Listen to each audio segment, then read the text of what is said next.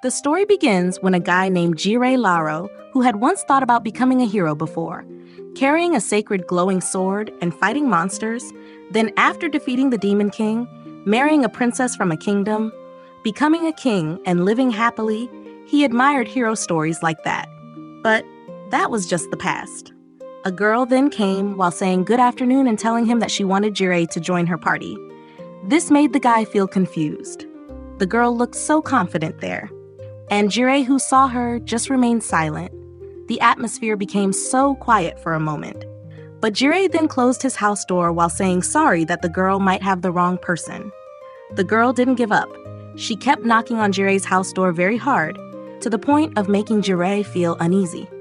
Jirei then opened his door slightly and said that if she made a commotion, he would report her to the night squad. The girl said that she wasn't a salesperson or offering religion, so it was fine. When Jirei wanted to close his door and tell the girl to leave, the girl then forcibly opened Jirei's house door and said that she hadn't introduced herself.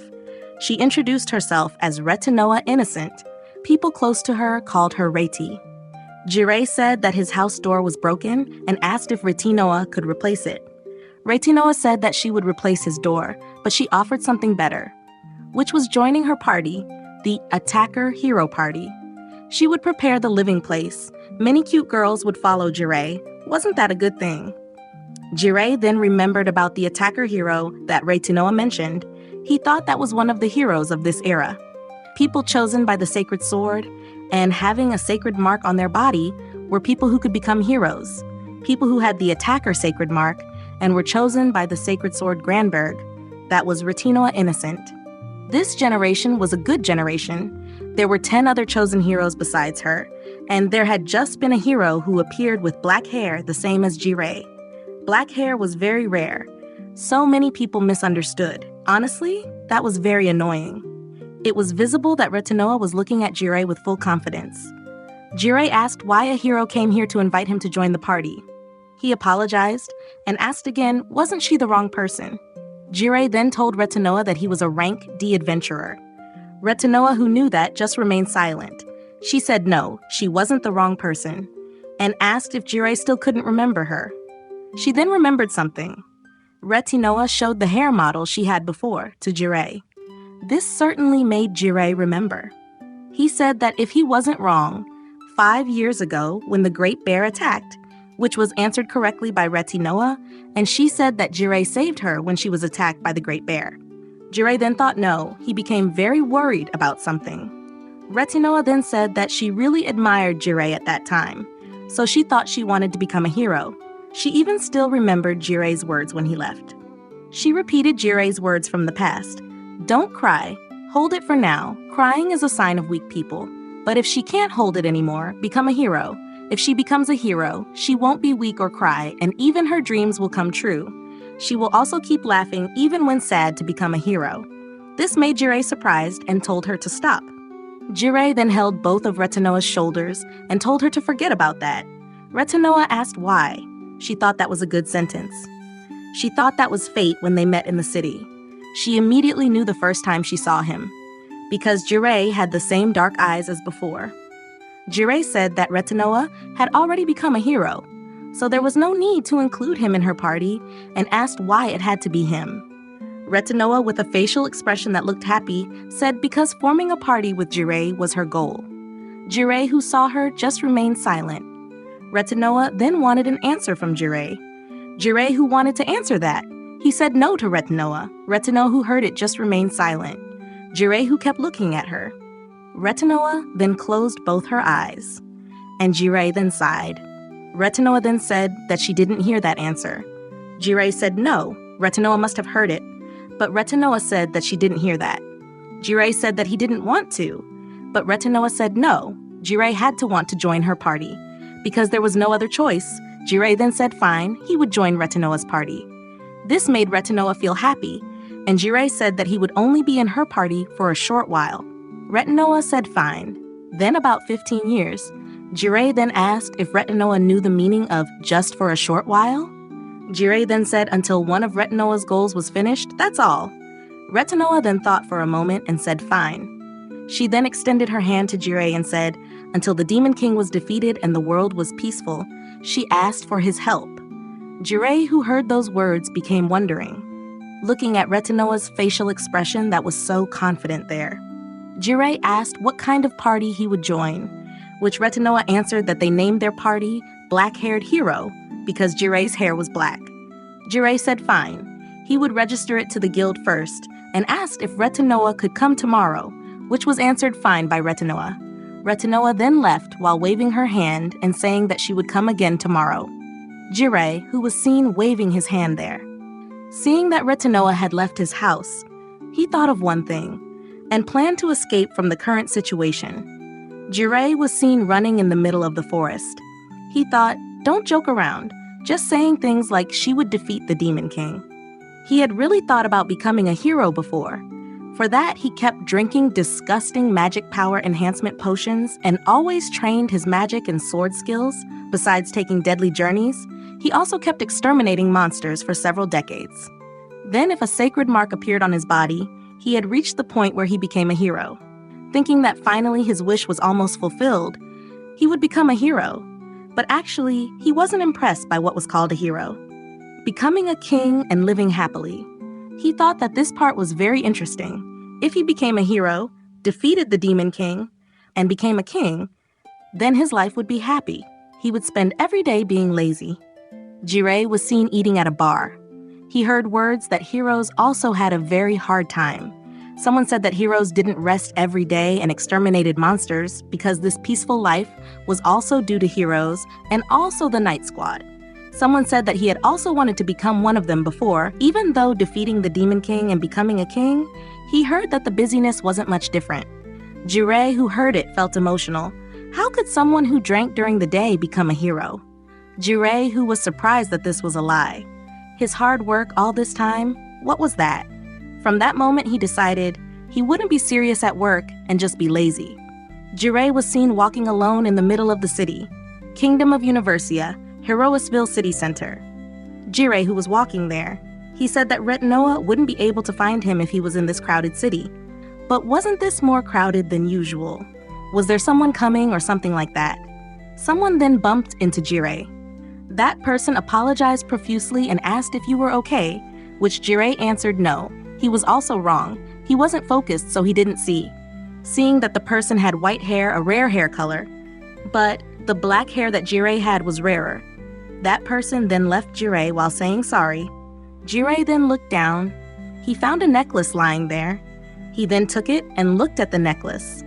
Jirei planned to send it to the Night Squad after finding an inn and shopping. After finishing handing over the lost necklace, he heard the words of the residents there about Princess Lafine would be seen soon. Jirei then remembered, today was once a month, the day when the fourth princess of the kingdom would go around the city. Thinking that a princess had nothing to do with him, Jirei then lay on the inn bed and felt that his bed was very comfortable. 1 month later, Jirei, who was seen no longer having money, he only had 500 rien, and it was very difficult to pay for tonight's inn. Because there was no other choice, he planned to take a quest at the guild. He then went to the guild to look for a quest. Seeing that there was a good quest there, an escort quest to the neighboring country Ethal, and the payment also looked quite high. If he went to Ethal by carriage, then it would be finished in 15 days. After his work was done, he could also settle in the neighboring country. What caught his attention was that the requester was private, but that was extraordinary because rank didn't matter, and the payment was 250,000 rien. Jirei then took that quest. He then went to the meeting place. It was seen that at the meeting place there were several girls there. Jirei, who saw them, felt worried. There were 3 girls there and 2 girls who looked toward Jirei, and one of the last girls was then surprised when she saw Jirei. It turned out that girl was Retinoa. She said long time no see because it seemed like her party registration wasn't finished yet. She brought the form and asked Jirei to sign here. Jirei, who saw her, was surprised and said why Retinoa was here. Jirei's dream of living lazily seemed like it wouldn't go well. Retinoa, with an expression full of hope, said that she also happened to be taking a request to go to Ethal. She said that this must be fate.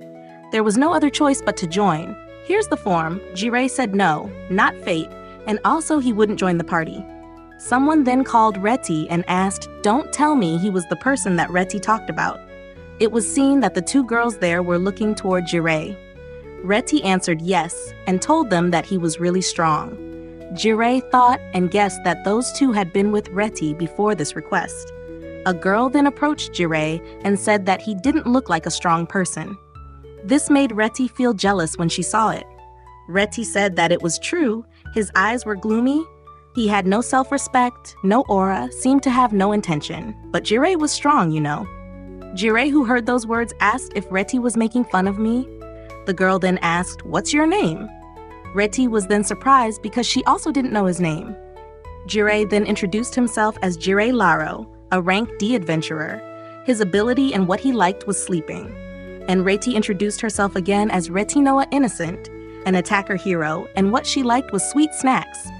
What she didn't like was all kinds of vegetables. A girl who wore a hood there named Ivy Durkis, and one of the girls there named Rina Antetman, a rank A adventurer. She was a wizard. Now she was a member of Reti's party. Jirei, who thought that rank A was quite strong and said about Antetman. Rina then asked what, but Jirei then turned around and said no, nothing. He thought that he had once been beaten by someone who had red hair, elf ears, and the same Antetman. Moreover, that was a killer family that had taken many people's lives. If she was also a dangerous person, that would be very annoying. He probably didn't want to get involved with Rina. Reti then remembered an idea and stated, how about they just vote to determine whether Master would join this party? Jirei, who heard about Master, asked Reti to stop. Rina answered that she didn't care, and Ivy answered whatever. Reti said that Jirei had to join the party, and Jirei said, wait, don't just decide like that. And also don't care. Wasn't that in her heart, Ivy was the same as not wanting Jirei to join? Reti said that Ivy actually wanted Jirei to join.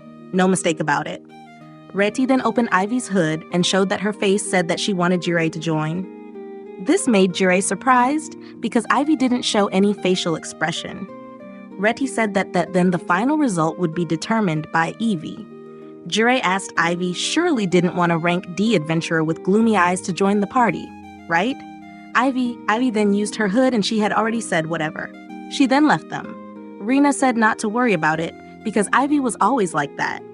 Jirei then understood and he wanted to see the quest. Someone suddenly came barging in to meet Reti. Reti then looked at him. That person introduced himself. He was a rank B adventurer named Kane Stoltz. He said that meeting in a place like this might be fate. It turned out that a noble like Reti was indeed destined with him. Jirei, who saw him, thought if the person named Kane was Reti's acquaintance. Looking at Reti's face like that seemed to say, who is this person? Besides that, there was something that made him curious from earlier. Reti, who heard it, was surprised. Kane asked why there was rank D trash in a place like this. Jirei, who heard it, just remained silent. He then told him that he was just doing a quest, and asked why. Kane answered that he wasn't talking about that problem. He who was the third son of the Stoltz family would teach trash like Jirei. Why an escort request that was suitable for rank CB had a rank D that was unsuitable for this? Jirei said it was true that the journey to Ethal would be troublesome for rank D, but it wasn't written that he couldn't participate, right? Kane said that Jirei was only interested in the nobles. He thought he could become a burden for other adventurers, right? Really, because of this, Kane hated low-rank trash. Jirei, who heard that, felt a little emotional. Kane then showed some money. He then threw the money in front of Jirei and told him to pick it up. This made everyone surprised when they saw it. Reti, who was angry about this, wanted to do something, but was stopped by Jirei. Kane said to cancel this quest if Jirei had picked it up. Rank D adventurers wouldn't be useful at all. Really low-rank adventurers were just trash. Jirei said that was true. It wasn't wrong that he indeed wanted the money. Reti, who could only hear Jirei's words there. Jirei said that it was true he was a human like trash. But low-rank people were people who understood medicinal plants better, were better at skinning monsters, people who donated most of their money to orphanages. There were also many other great people that he knew. That's why they didn't resemble trash at all. Reti, who heard that, was surprised. And so was Kane, who just remained silent there. Cain then turned around and said whatever trash said, it was still trash. He told Jireh to quickly take it and leave here. Jireh said fine. Actually, his wallet was also empty. However, Jireh said no. He guessed that Cain needed it more, which made Cain ask what Jireh said. Cain said that he was the third son of the Stoltz family. How could he need such little money? Jireh said no, Cain must need this money, because the third son who was in a pitiful position who couldn't inherit the family must need it.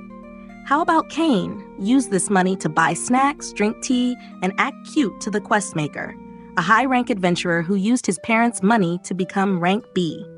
This made Cain angry after hearing those words. He then advanced toward Jireh while holding his sword, and he raised his sword very high in front of Jireh. Jireh, who saw it, felt he had no other choice but to fight back. Suddenly, someone then came and said, "Be quiet." The sword that was being swung then stopped. It turned out a black-haired girl appeared and said, "Shut your mouth and lower your sword." A girl who had a strange voice. Who was that?